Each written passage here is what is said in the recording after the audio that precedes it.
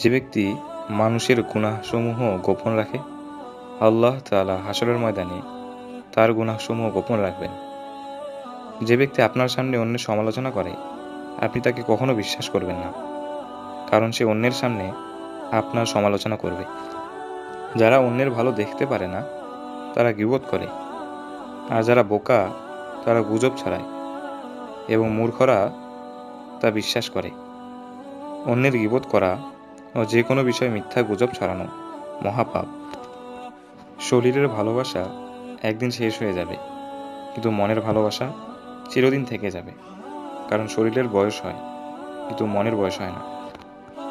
প্রতিদিন ঘুমাতে যাওয়ার আগে আল্লাহ তাআলার কাছে তওবা করে মাফ চেয়ে নিন, কারণ হতে পারে এটাই আপনার জীবনের শেষ রাত।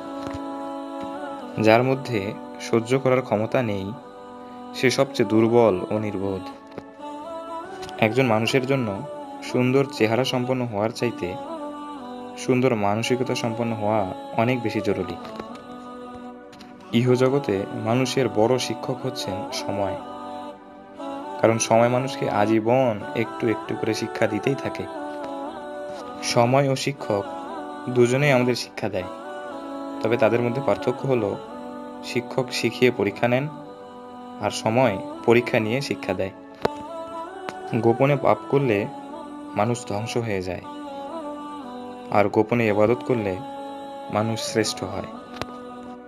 জীবন নিয়ে হতাশাগ্রস্ত না হয়ে আল্লাহর উপর ভরসা রাখুন। সবসময় মনে রাখবেন, অন্ধকার যত গভীর হয়, সূর্যের আলো ততই কাছাকাছি থাকে।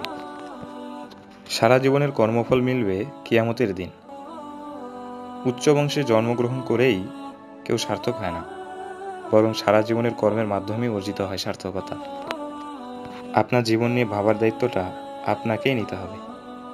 সৃষ্টিকর্তা আপনার মস্তিষ্কে আনলিমিটেড মেমোরি দিয়েছেন, তাই এটির সঠিক ব্যবহার করুন। আল্লাহ তাআলা পৃথিবীকে সৃষ্টি করেছেন ভালোবেসে। তিনি ধনীদের পাঠিয়েছেন তার ভালোবাসা এবং সহায়তা দরিদ্রের কাছে পৌঁছে দেওয়ার জন্য। আপনারা যারা এখনও আমাদের এই চ্যানেলটিকে সাবস্ক্রাইব করেননি, তারা এরকম আরও নতুন নতুন সুন্দর বাণী শুনতে আমাদের চ্যানেলটিকে এক্ষুনি সাবস্ক্রাইব করুন, আর পাশে থাকা বেল আইকনটিতে ক্লিক করুন।